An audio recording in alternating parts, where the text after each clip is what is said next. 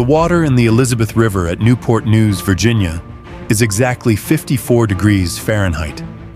It smells of wet salt, industrial primer, and the bitter tang of burning coal.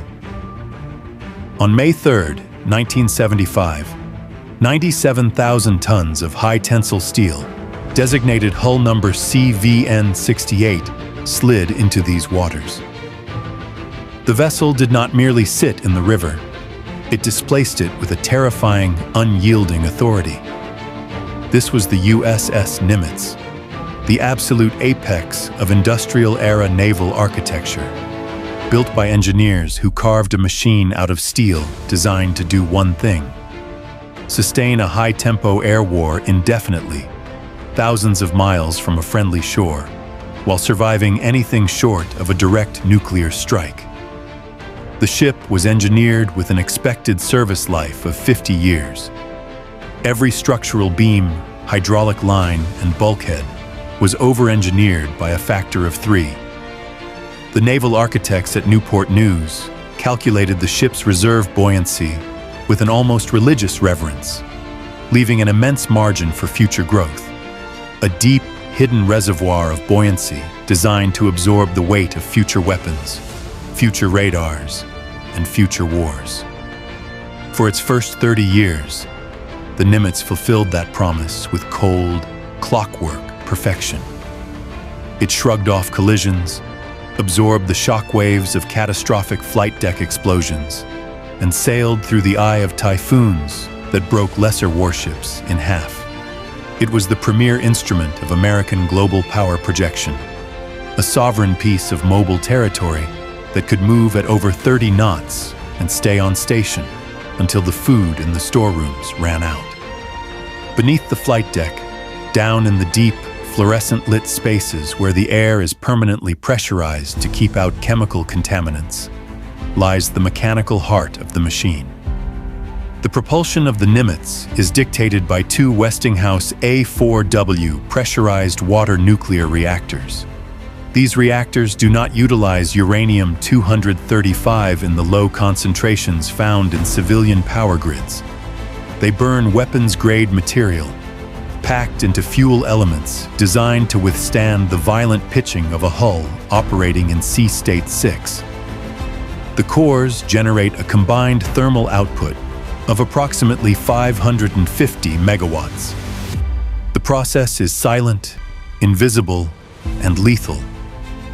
The heat from the nuclear fission is transferred to a primary coolant loop, kept under a hydrostatic pressure of 2,000 pounds per square inch to prevent boiling. This superheated water, glowing with a faint Cherenkov radiation hidden behind 4 feet of steel and heavy lead shielding, passes through steam generators. Here, the heat is transferred to a secondary loop, transforming pure distilled water into supercritical steam at a temperature of 520 degrees Fahrenheit. This steam is directed down massive insulated conduits toward 4 General Electric main propulsion turbines. The pressure against the turbine blades creates an immense rotational force, channeled through 4 steel propulsion shafts. Each shaft is 26 inches in diameter, solid forged steel, turning bronze propellers that weigh over 60,000 pounds apiece. When the ship sprints at maximum velocity, the tips of these propeller blades move with such velocity that they create localized zones of low pressure, causing the seawater to boil instantly at ambient temperature, a phenomenon known as cavitation. The collapsing vapor bubbles strike the bronze with the force of small hammer blows, a constant low-frequency hiss that echoes through the aft steering compartments. But the steam does not just turn the screws, it is the lifeblood of the entire flight deck. The Nimitz is a steam-dependent organism. To launch an aircraft weighing 80,000 pounds at a velocity of 160 knots in less than 250 feet, the ship utilizes 4 C-13-1 steam catapults. Inside the catapult machinery spaces, directly beneath the flight deck tracks, the air is 95 degrees, smelling of hot grease and high-pressure sealing wax. When a launch is initiated, a massive accumulator valve snaps open in less than 50 milliseconds. Supercritical steam rushes into two twin cylinders, driving two interlocking pistons forward with an initial force of nearly 200,000 pounds. The acceleration is so violent that the steel tracks on the flight deck momentarily warp under the thermal and mechanical shock. The steam exhaust, vented beneath the bow, creates a permanent cloud of white vapor that clings to the hull as it cuts through the water. Simultaneously, the secondary steam loops drive the ship's turbine generator sets. In 1975, the electrical grid of the Nimitz was designed around an 8-megawatt capacity, distributed via a three-phase, 450-volt analog architecture.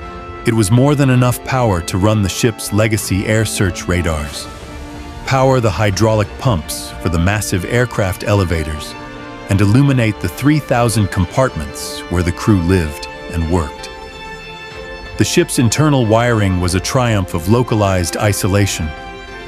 If a missile penetrated the hangar deck, automated bus transfers would instantly reroute electrical power around the damaged zone within 3 cycles of the alternating current. Every vital system had a triple redundancy: steam backups for the hydraulic systems, manual overrides for the electrical steering gear, and gravity-fed emergency cooling loops for the reactor plants. The hull itself was designed as a series of concentric boxes. The outer skin is composed of high-yield steel plates, backed by a series of empty void spaces and fuel tanks designed to absorb the hydrodynamic shock of a torpedo strike. If the outer hull is breached, the seawater is channeled into specific, heavily reinforced flooding zones, preventing the water from reaching the engineering spaces or compromising the ship's stability. The designers calculated that the Nimitz could take 3 modern torpedoes to a single side and maintain an even keel simply by cross-flooding its ballast tanks within 20 minutes. This was the architecture that dominated the late 20th century. A machine defined by raw displacement, mechanical leverage, and the unyielding power of pressurized steam. It was an ecosystem built to scale, an industrial masterpiece that seemed completely immune to the passage of time. Yet the very feature that made the Nimitz an unrivaled weapon, its infinite capacity for adaptation, was quietly initiating its slow, structural undoing. Every time a new radar array was bolted to the island, every time an analog command center was gutted to make room for banks of digital servers, the cold math of naval architecture began to shift.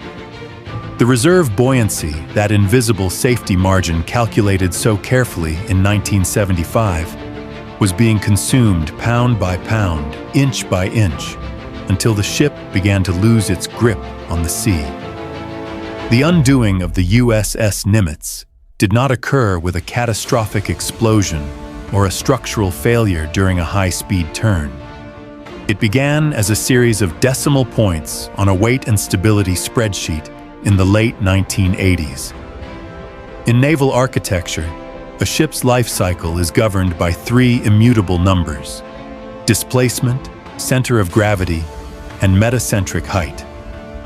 When hull number CVN-68 left the slipway at Newport News, it possessed a reserve buoyancy margin of several thousand tons. This meant the hull could absorb that much additional weight above its design waterline before its stability characteristics degraded to a critical threshold. The designers assumed this margin would be filled with heavier aircraft, denser armor plating, or extra aviation fuel. They did not foresee the digital revolution.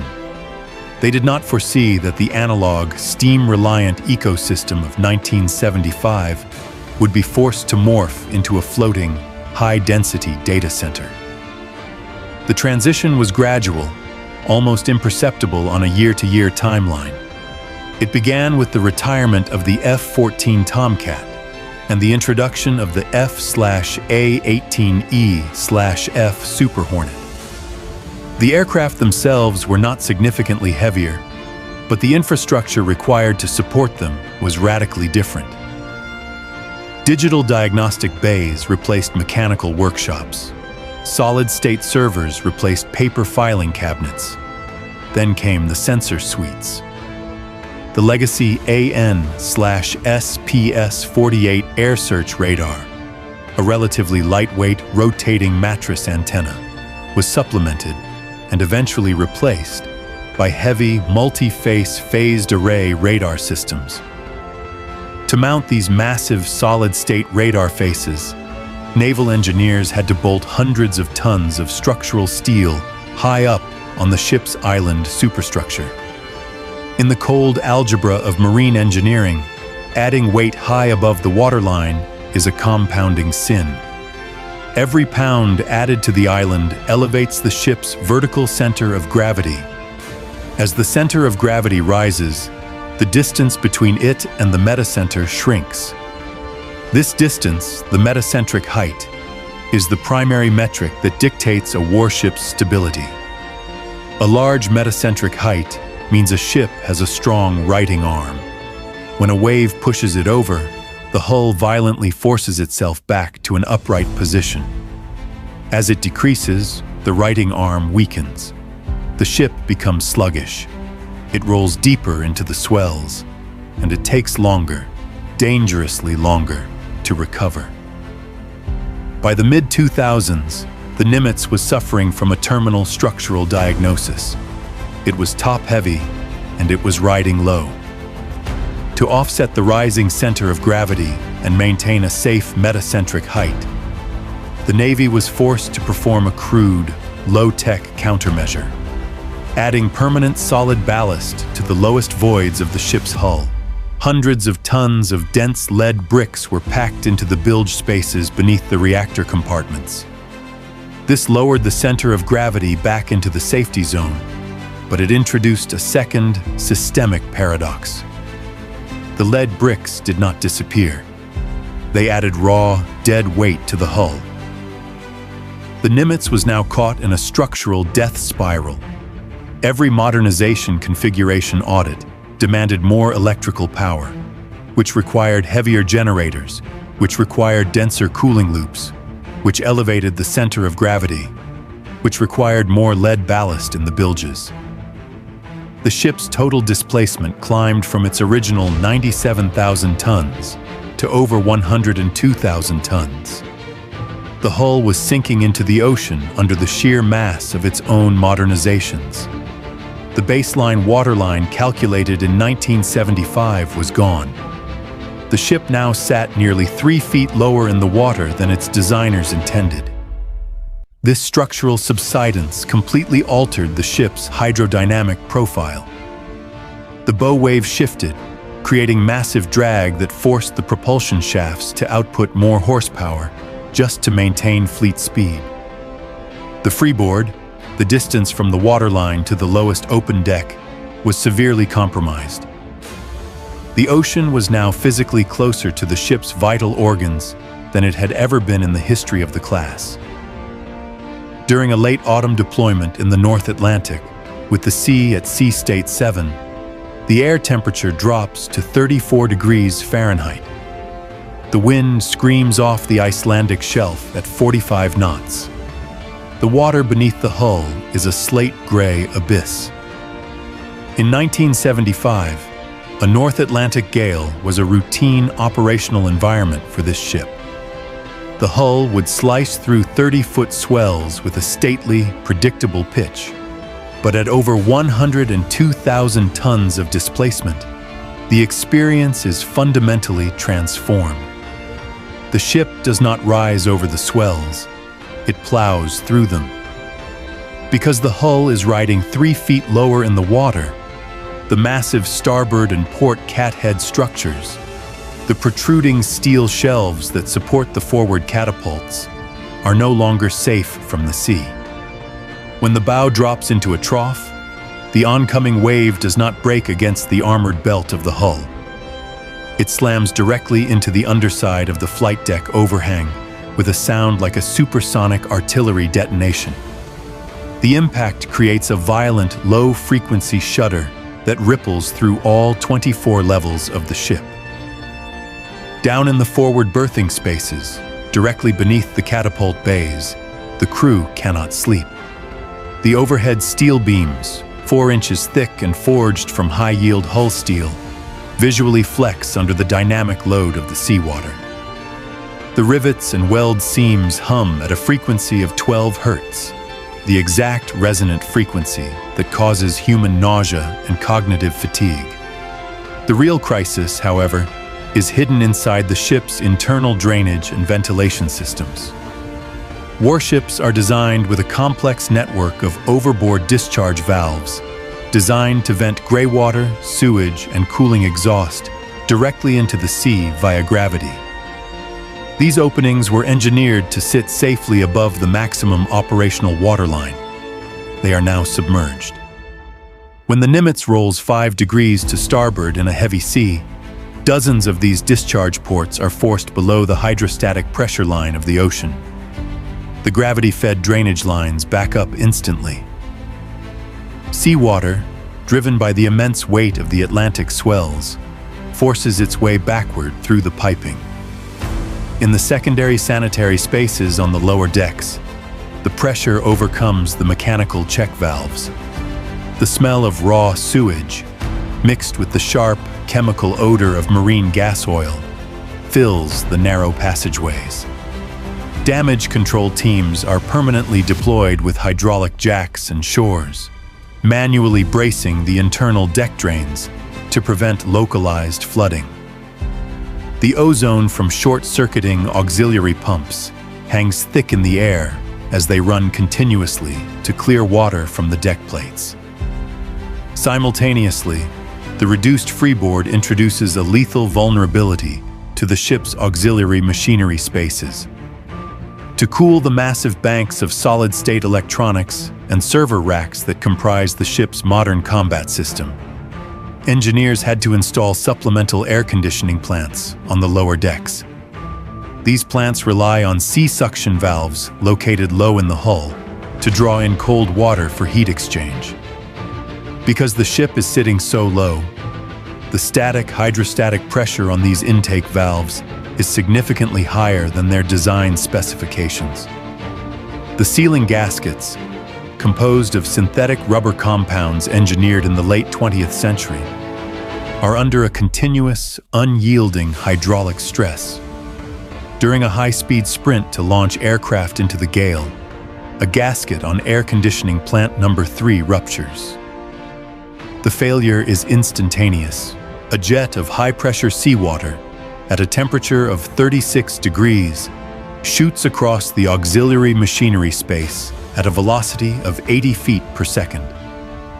The water strikes the main electrical distribution panel for the ship's forward radar arrays. The arc flash is immediate. A blinding blue light illuminates the compartment, followed by the dense, toxic black smoke of vaporized copper and burning polyvinyl chloride insulation. The automated bus transfers attempt to isolate the fault, but the salt water has already created an uncontainable conductive path across the terminal blocks. On the flight deck, the primary air defense radar faces go dark. The ship is temporarily blinded in one of the most hostile maritime environments on Earth. The human cost of this technical subsidence is measured in a grinding, systemic friction that wears down the crew of 3,000 sailors. Maintenance hours have tripled. Every system is fighting against the physical reality of a hull that has outlived its architectural parameters. The ship's main propulsion turbines, designed to run for decades with minimal intervention, are showing signs of accelerated casing fatigue. Because the hull sits lower, the propeller shafts are operating at a slightly steeper downward angle relative to the flow of water, introducing a continuous asymmetrical bending moment on the aft bearings. Every revolution of the 60,000-pound propellers transfers a microscopic, eccentric vibration back into the structural keel. It is a slow, mechanical sawing motion, occurring 90 times a minute, 24 hours a day, drilling deep into the crystalline structure of the steel itself. The Nimitz is not breaking. It is wearing away, molecule by molecule, under the weight of an era it was never meant to see. The final chapter of CVN 68 is not being written in the theater of war, but in the bureaucratic offices of the Pentagon and the dry docks of the Pacific Northwest. The ship has reached its geometric absolute. There are no more voids to fill with lead. There are no more structural bulkheads that can be cut away without risking a catastrophic hull failure. The United States Navy is retiring the lead ship of its premier carrier class, not because the reactors are exhausted, and not because the hull is rusted through. It is discarding the Nimitz because the ship can no longer generate the margins required to survive. Next-generation threats, hypersonic anti-ship ballistic missiles and directed energy defense grids, demand a digital and electrical infrastructure that this hull physically cannot support. To install the modern dual-band radars and megawatt-class laser systems required to survive a modern saturation attack, the ship would need to absorb an additional 1,500 tons of electronics high on its structure. Doing so would push the metacentric height past the mathematical point of no return, causing the ship to capsize in a standard winter storm. The industrial age has been defeated by the information age. The 97,000 tons of steel that once defined the absolute threshold of human engineering are now an anachronism. A monument to a philosophy where safety was measured in thickness and power was measured in steam. The hull sits quiet now at the pier, riding low, heavy, and exhausted. The water lapping against its side is the same 54 degrees as the river in Virginia 50 years ago. But the ocean has won. The safety margin is zero. The reservoir of buoyancy is dry. The apex predator of the Cold War has finally been dragged down, not by the weapons of its adversaries, but by the weight of its own survival. Subscribe for the next analysis.